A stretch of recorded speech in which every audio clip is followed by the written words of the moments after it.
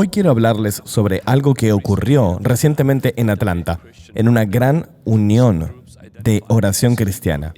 Unos grupos identificados como israelitas hebreos aparecieron y intervinieron en el evento. Y quiero hablarles públicamente y bíblicamente de quiénes son y cómo deberíamos responder como cristianos. Recientemente, en el Access Prayer Event de State Farm Arena, organizado por la Iglesia 2819, con el pastor Philip Anthony Mitchell, que había reunido a más o menos 40,000 personas que habían ido por oración, arrepentimiento y buscar a Dios, distintos grupos que decían ser israelitas hebreos entraron al evento, interrumpiéndolo, gritando con pancartas, gritándole a los cristianos y desafiándolos sobre sus creencias. Esta confrontación me hizo sentir intimidado y probablemente no es la primera vez que lo hayas visto. Hay muchos videos online de esta gente yendo a iglesias y perturbando los servicios de la iglesia, gritando, reprendiendo a los pastores, diciéndoles herejes y diciendo que las congregaciones son todas engañadas por ellos. ¿Quiénes son estos israelitas hebreos y cuán distintos son del cristianismo bíblico y cómo deberíamos responder ante ellos? Primero, la historia del movimiento de los israelitas hebreos. En los tardíos 1800 y tempranos 1900, algunos líderes afroamericanos empezaron a enseñar que las personas negras son los descendientes del pueblo elegido de Dios, los hebreos israelitas, y mezclan prácticas judías con ideas cristianas y también temáticas raciales. Ahora, este mensaje obtuvo mucha atracción en distintas comunidades que buscaban dignidad e identidad en respuesta a la opresión y al racismo, y luego distintas ramas emergieron. Y con el tiempo, distintos tipos de grupos de hebreos israelitas se formaron. Algunos trataban de vivir como los judíos, manteniendo las leyes y el Shabbat. Otros desarrollaron sus propias doctrinas, mezclando parte de la escritura con nuevas revelaciones y interpretaciones raciales. Lo importante es esto, no son todos lo mismo. Algunos aceptan tanto el Antiguo como el Nuevo Testamento, y otros agregan quizás distintos evangelios apócrifos. Algunos directamente descartan las leyes de Pablo porque creen que los amos de esclavos malinterpretaron las escrituras de Pablo para justificar la esclavitud. Pero la Biblia misma confirma a las cartas de Pablo, a las epístolas, como autoridad divina. Ahora, en 1969, en Harlem, Nueva York, una escuela conocida como One West de la calle 125 comenzó una versión de predicar en la calle con el movimiento hebreo israelita. De ese movimiento salieron otros grupos conocidos que verás hoy y son reconocibles principalmente por sus uniformes, sus megáfonos y sus maneras agresivas de predicar en público. Estos grupos crearon las 12 tribus de Israel, que dicen que los negros, los latinos y las personas nativas todos descienden de tribus específicas de Israel. Si bien estos grupos dicen que tienen una descendencia israelita antigua, tanto la historia, la lingüística y la arqueología ha encontrado que no hay ninguna evidencia para apoyar estas conexiones. Sus reclamos son más inventos teológicos modernos que realidades históricas. Su prueba principal es el texto de Deuteronomio, capítulo 28, donde se mencionan las maldiciones que Israel sufrirá por la desobediencia. Y ven estos versículos, especialmente aquellos que mencionan ser llevados en barcos, como profecías sobre el tráfico de esclavos transatlántico. Pero en contexto, estas maldiciones se refieren al exilio de Israel en Babilonia y Asiria, no al futuro esclavismo en África. Ahora, veamos algunas de las creencias principales que escucharás de los grupos hebreos israelitas, especialmente de aquellos que predican en la calle y aquellos que también predican en TikTok, YouTube e Instagram.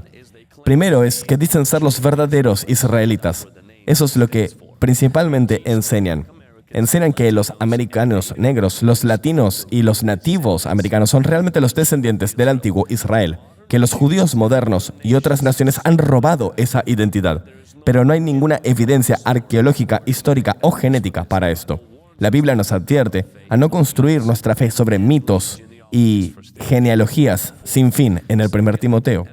Segundo, enfatizan seguir la ley. Insisten en que los creyentes deben seguir todas las leyes del Antiguo Testamento, Shabbat, el kosher, los días de fiestas y también vestiduras específicas.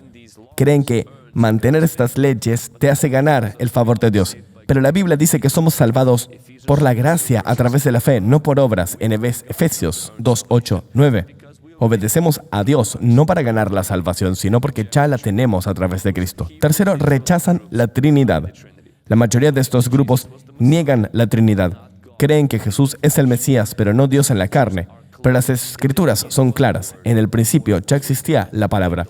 La palabra estaba con Dios y la palabra era Dios. Juan 1:1. Colosenses 2:9. Porque en Él habita corporalmente toda la plenitud de la deidad.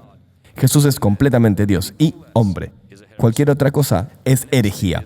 Lo siguiente es que Hechos también tienen una visión exclusiva de la salvación. La mayoría de estos grupos cree que solo los israelitas negros pueden ser salvados y que todas las otras naciones serán destruidas o esclavizadas en el reino futuro. Algunos extremistas incluso enseñan que las personas blancas no pueden ser salvadas. Y esto contradice el corazón del Evangelio.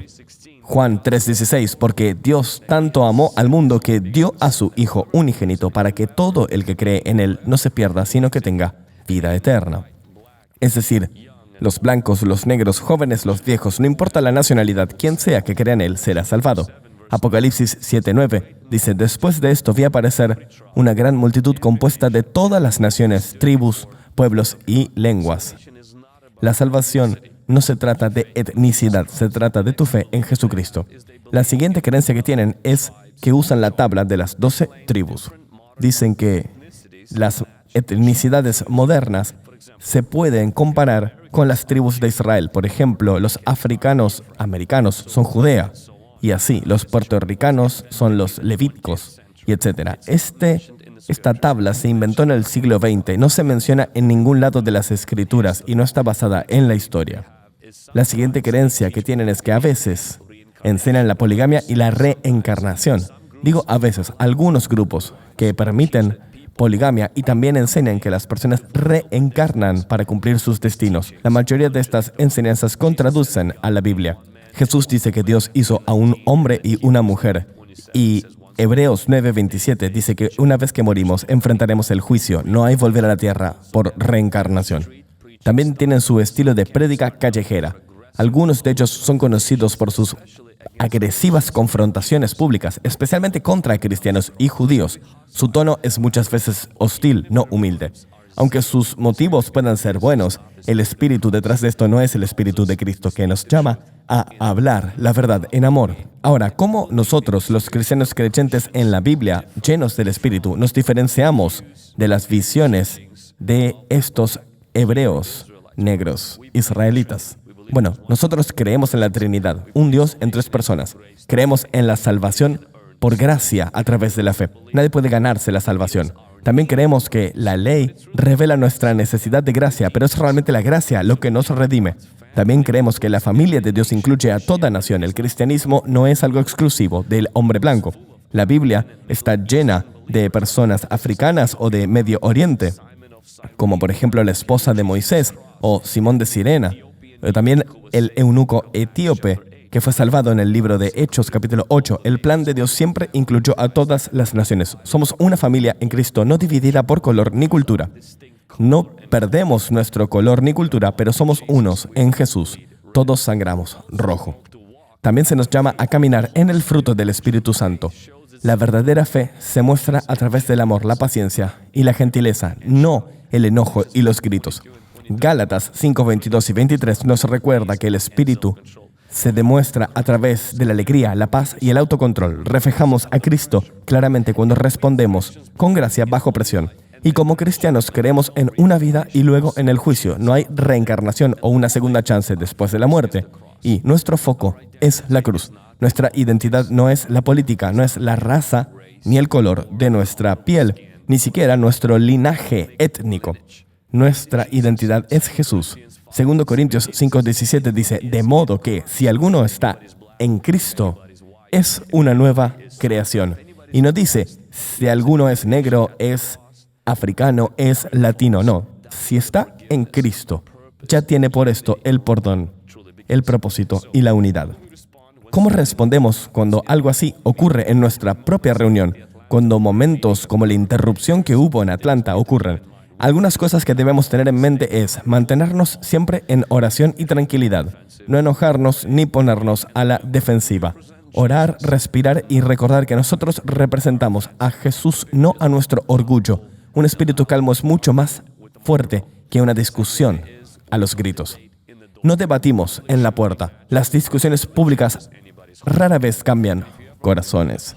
Y si alguna vez quieres tener un debate público con alguien, ellos van a ganarte porque simplemente van a gritarte.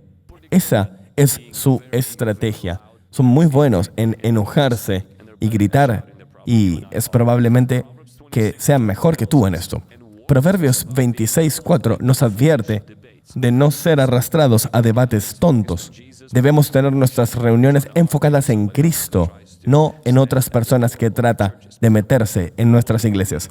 También debemos conocer lo que creemos y mantenernos fundamentados en la Escritura, mantener las esenciales enseñanzas como la Trinidad, la salvación por gracia. Porque Pedro en 3:15 dice, asegúrate de poder dar una respuesta. Y también debes responder con amor, no con hostilidad. Aunque ellos sean confrontativos, nosotros debemos responder con el corazón de Jesús.